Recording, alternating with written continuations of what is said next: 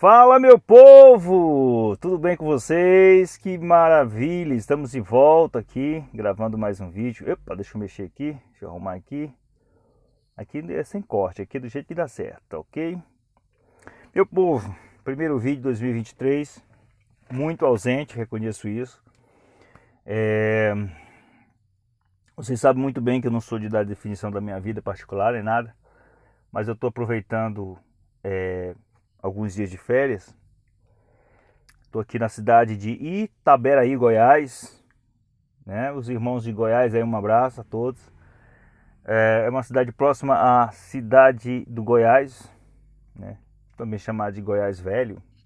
Enfim, não conheço muito ainda a história, mas eu vou amanhã estarei na cidade do Goiás, que era a antiga capital do estado do Goiás.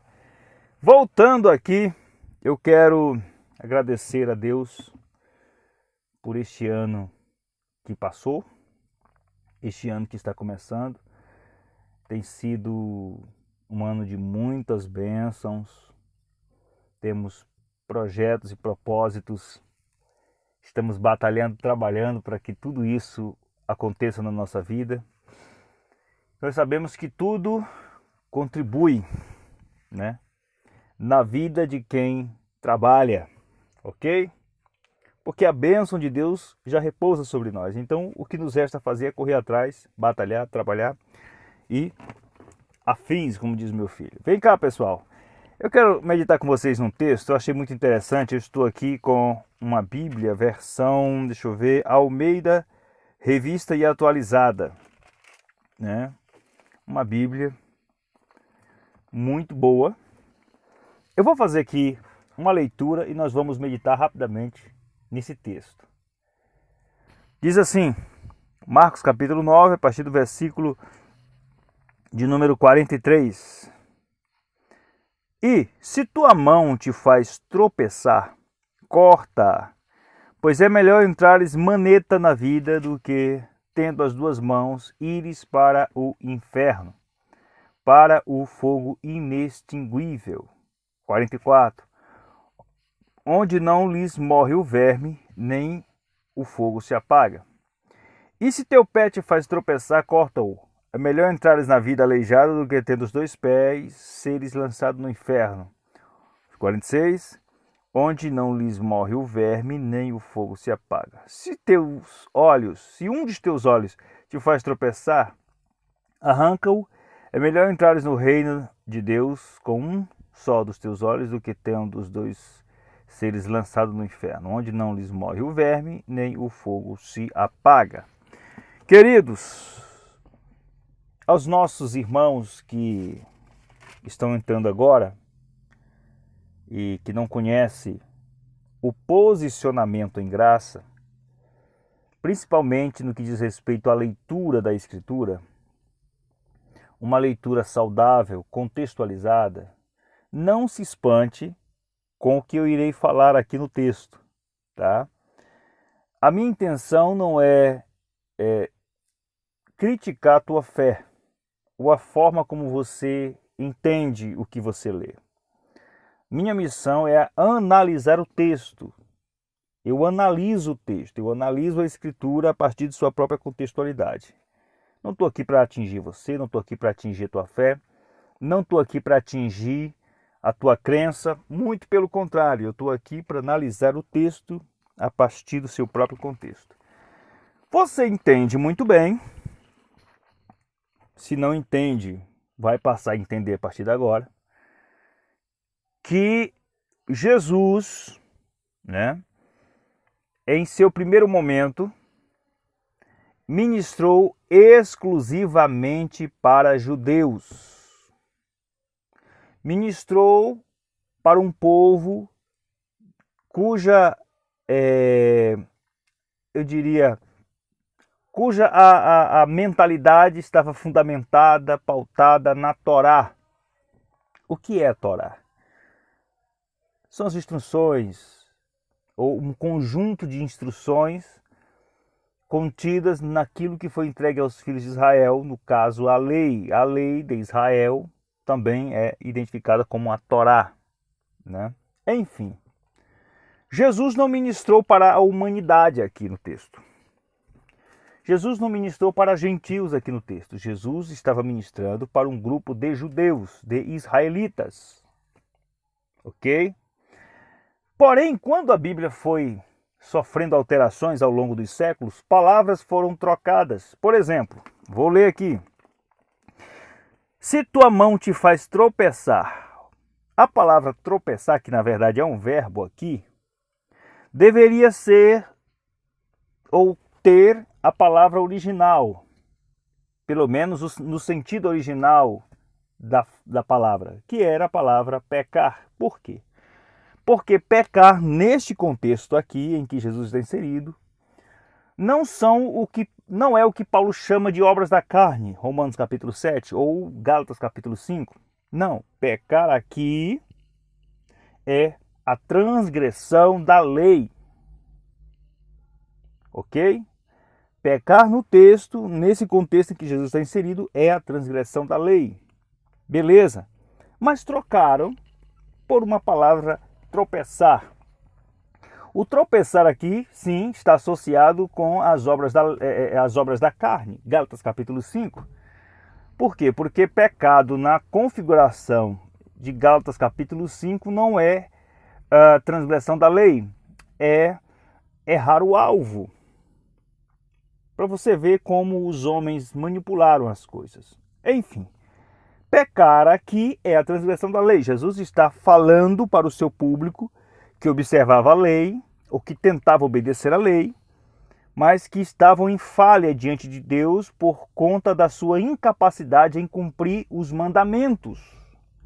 Então Jesus está falando aqui, se tua mão te faz pecar, corta, pois é melhor entrares na vida do que, tendo as duas mãos, ires para o inferno. Outra palavra que foi trocada, que é a palavra inferno, e na nossa concepção moderna, ocidentalizada, a palavra inferno nada tem a ver com o contexto original.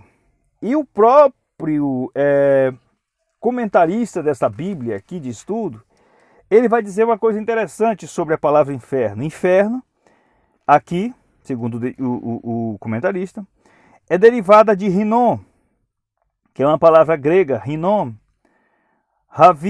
Ravina, situada ao sul da cidade de Jerusalém. Neste lugar, durante o período da monarquia, judeus que haviam se desviado da fé, ou seja, que haviam tropeçado contra a Torá, tropeçado contra os mandamentos de Moisés, e adotaram práticas de culto, né, da Palestina, e queimaram seus filhos em honra aos deuses Baal e Moloque, eram jogados. Aí ele continua, por causa disso, o Vale de Rinom ficou conhecido na tradição judaica como depósito de lixo, local de destruição pelo fogo. Isso você vai encontrar em Jeremias capítulo 31, versículo 40. Jesus fez uso de uma linguagem clara e direta para alertar seus ouvintes, que eram judeus, de que os tormentos do Rinom eram reais e que essa separação eterna de Deus e de tudo que é bom deveria ser evitado a qualquer momento, a qualquer custo, né? Ou seja, quando Jesus diz que para os seus ouvintes, se tua mão te faz pecar, corta, é melhor entrares na vida maneta do que tendo as duas mãos ser jogados no Geena, ou seja, no Rinom. Por quê? Porque aquele lugar é local onde os transgressores que eram julgados e condenados depois de apedrejados e mortos por quebrantarem a lei eram jogados. Estas pessoas tinham seus corpos jogados ali. Os criminosos eram jogados ali. Inimigos de Roma eram jogados ali. Os transgressores da Torá, do Taná, da Torá na verdade, o Taná é o conjunto completo. Os transgressores da Torá eram jogados ali. As pessoas que eram crucificadas eram jogadas ali. Jesus só não foi jogado lá, meus amigos, porque José de Arimateia foi pedir o corpo dele para Pilatos. Pegou o corpo de Jesus da cruz e colocou no sepulcro novo.